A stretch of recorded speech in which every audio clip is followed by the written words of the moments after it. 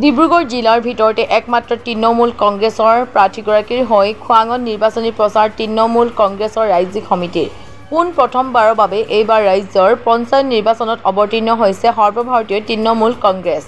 ডিব্ৰুগড় জিলাৰ ভিতৰতে তৃণমূল কংগ্ৰেছৰ একমাত্ৰ প্ৰাৰ্থী তথা খোৱাং আঞ্চলিক পঞ্চায়তৰ সদস্য পদৰ প্ৰাৰ্থী নিৰঞ্জন দাসৰ হৈ প্ৰচাৰ চলাই সৰ্বভাৰতীয় তৃণমূল কংগ্ৰেছ অসম প্ৰদেশ সমিতিৰ সভাপতি ৰমেন চন্দ্ৰ বৰঠাকুৰ, উপসভাপতি ইজৰাইল নন্দ, সম্পাদক জাকিৰ হুছেইনে নিৰ্বাচনী প্ৰচাৰ সভাত অংশগ্ৰহণ কৰি বিজেপি চৰকাৰ আৰু মুখ্যমন্ত্ৰী ডক্টৰ হিমন্ত বিশ্ব শৰ্মাৰ বিৰুদ্ধে সুচাৰু হৈ পৰে সভাপতি ৰমেন চন্দ্ৰ বৰঠাকুৰ।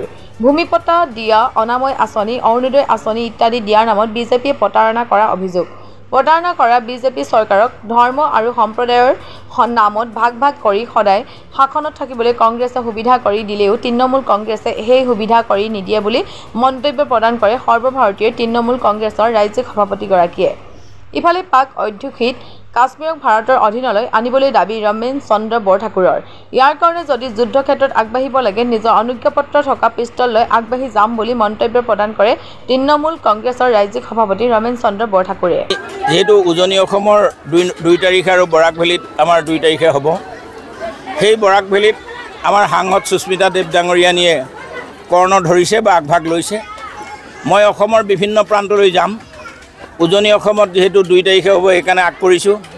কালিলৈ ধেমাজিলৈ যাম। যোৱাকালিও আমি কৰ্দৈগুৰিত আমাৰ যিগৰাকী হাপগ্ৰানৰ জিলা পৰিষদৰ সদস্য আছে স্মিতা মৰাণ, তেখেতৰ নিৰ্বাচনী প্ৰচাৰ যাওঁতে হিমন্ত বিশ্ব শৰ্মাৰ এটা গোকাত ফাঁকি আমি জানিব পাৰিছিলোঁ। তেখেতে কৈ আছে 3 পিৰি নোহোৱা, 3 পিৰিকৈ থকা মানুহকো ভূমিপট্টা দিব, কিন্তু তাত দেখিলোঁ যে মৰাণ মানুহৰ মাজত ভূমিপট্টা নাই, তেওঁলোকৰ লেট্ৰিন নাই। আৰু যিহেতু চৰকাৰে লেট্ৰিন দিয়া ব্যৱস্থাটো মোদী চৰকাৰ যেতিয়া আহিছিলে তেতিয়াৰ পৰাই কৰিছিলে, অনাময় আঁচনিৰ যোগেদি হৈছিলে। লেট্ৰিন নাই আৰু পঞ্চায়তত হিমন্ত বিশ্ব শৰ্মাই যাৰ ঘৰত লেট্ৰিন নাই পঞ্চায়তত উঠিব নোৱাৰে বুলি কৈছে। তেনেকুৱা ধৰণৰ প্ৰতাৰণা চৰকাৰখনক ধৰ্ম আৰু সম্প্ৰদায়ৰ নামত ভাগ ভাগ কৰি সদায় শাসনত থাকিবলৈ দিবলৈ কংগ্ৰেছে সুবিধা কৰি দিলেও তৃণমূল কংগ্ৰেছে সেই সুবিধা কৰি নিদিয়ে। মই আজি আকৌ কৈছোঁ, এটা ডাঙৰ কথা কৈছোঁ ইয়াতে, যে বিজেপি চৰকাৰৰ দিনত হিন্দুৰ সুৰক্ষাৰ নামত আজি পেহেলগামত, জম্মু কাশ্মীৰত আততায়ীৰ হাতত, পাকিস্তান লালিত পালিত সন্ত্ৰাসবাদীৰ হাতত আমাৰ 26জন নিৰীহ মানুহে প্ৰাণ আহুতি দিব লগা হ'ল।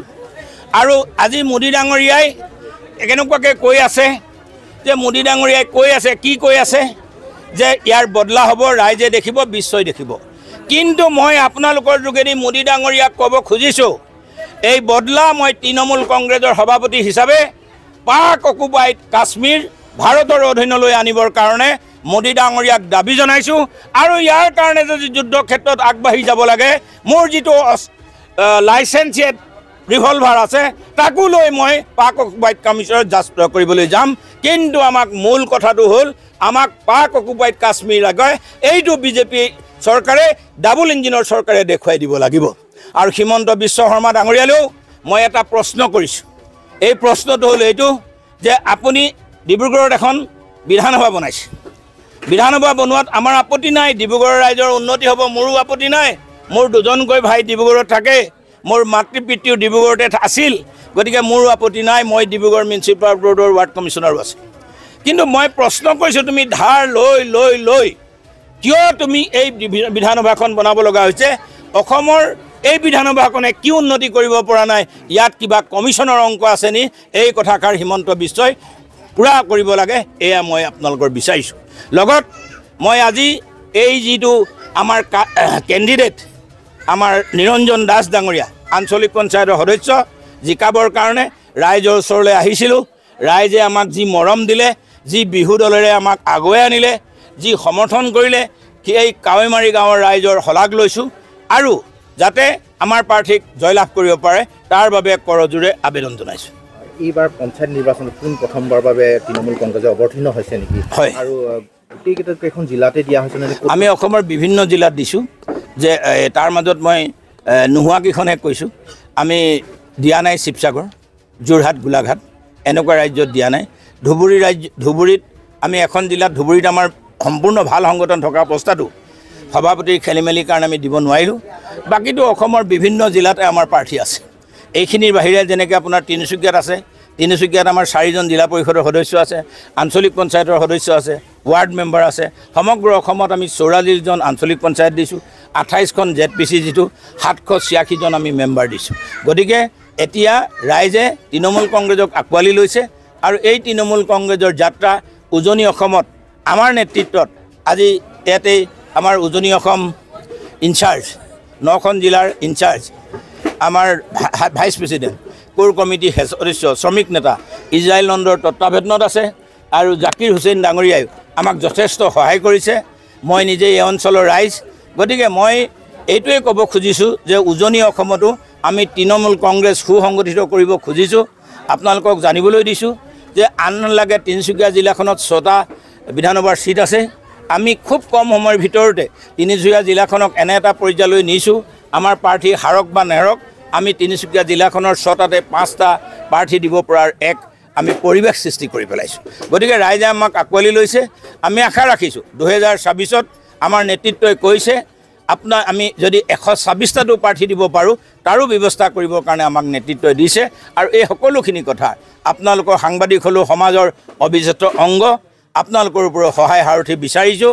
কাৰণ প্ৰচাৰ মাধ্যমৰ আটাইতকৈ শক্তিশালী মাধ্যম।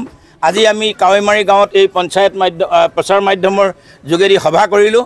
ইয়াতে লিমিটেড মানুহে গম পাব যদি প্ৰচাৰ মাধ্যমে ইয়াক সমগ্ৰ অসম তথা ভাৰতলৈ লৈ নাযায়। সেয়েহে মই আপোনালোকৰ সহযোগ কামনা কৰিছোঁ আৰু ধন্যবাদ আৰু কৃতজ্ঞতা জ্ঞাপন কৰিছোঁ আপোনালোকৰ সহযোগৰ কাৰণে। ধন্যবাদ জনাইছোঁ। আজি মোক অসম প্ৰদেশ তৃণমূল কংগ্ৰেছৰ দলে মোক আজি আমাৰ এই খোৱাং পঞ্চায়তৰ পৰা প্ৰতিনিধিত্ব কৰিবলৈ তেওঁলোকে টিকট বঢ়ালে। সেয়েহে মই তেওঁলোকক ধন্যবাদ জনাইছোঁ। লগতে খোৱাং গাঁও পঞ্চায়তৰ হৈ মই ৰাইজৰ সহায় কৰিবলৈ, ৰাইজৰ হকে কাম কৰিবলৈ সকলো ৰাইজে মোক যেন জয়যুক্ত কৰে, ৰাইজৰ দুখ দুৰ্দশা মই যেন দূৰ কৰিব পাৰোঁ, তাৰ কাৰণে ৰাইজে মোক ভোট দি যোগযুক্ত কৰিব বুলি তাকে আশা ৰাখিলোঁ। ধন্যবাদ। কোনকেইটা বিষয় লৈ তুমি ৰাইজৰ মাজত সোমাইছা, কোনকেইটা বিষয়ে ধৰক আজি চাওক, যিকোনো আজি চাওক ৰাইজৰ হৈ বিজেপি চৰকাৰে যি চৰকাৰে প্ৰতাৰণা কৰিছে ৰাইজক, তাৰ বাবে হয় সৰু এজন সদস্য হিচাপে ৰাইজৰ আগত অৱগত কৰিছোঁ বা ৰাইজৰ হৈ কাম কৰিবলৈ ওলাই আহিছোঁ যে চাওক যিধৰণে আজি আপোনাৰ বিজেপি চৰকাৰে অৰুণোদয় নামত কিছুমান কম মানুহক দি মেলি যি প্ৰতাৰণা কৰিছে। আজি চাওক আত্মনিৰ্ভৰশীল আঁচনি কি কৰিছে, এখন গাঁৱত 300-400 মানুহৰ ভিতৰত 2জন মানুহক দিছে। আমাৰ গাঁৱত 2জন মানুহক এখন আত্মনিৰ্ভৰশীল আঁচনি দিছে। ত'ত বিজেপি যিখন মানে বিজেপি হৈ কাম কৰে তেওঁলোককে 2জনকে আত্মনিৰ্ভৰশীল আঁচনি দিছে। তো সেনেকুৱা ধৰণৰ কথাবোৰ লৈ মানে আগৰ ৰাইজৰ হৈ কাম কৰিবলৈ আৰু আপোনাৰ সমাজখন উন্নয়ন কৰিবলৈ মই আগবাঢ়ি আহিছোঁ আৰু কাম কৰি যাম, সেইটো মোক ক'ব। ধন্যবাদ।